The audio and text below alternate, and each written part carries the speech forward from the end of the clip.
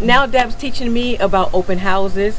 I knew a lot about open houses because before I was a realtor, I did a lot of open houses. Every time I saw an open house, I was like, turn, let's go. Me and my husband would go.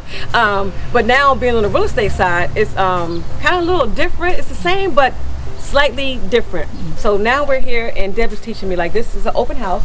So it's a 3-bedroom, 2-car garage. But we went in and it didn't smell all that great.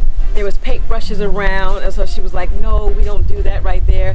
We need to have somebody, or have the seller have somebody come in and clean it up, make it smell presentable. And like, if we want to show the grass, they should have, the agent should have told them to cut the grass. And like, got dead leaves over here, and all this right here should have been done before they had an open house. So I don't know how long. She said the house was on the market for 2 days. They said it was an open house, but the listing agent is not here, so it's a little confusing. It shouldn't be confusing. If you do it the fierce way, it's nothing confusing. It's very easy, and you can just go in, it's smooth, and you can get this house listed.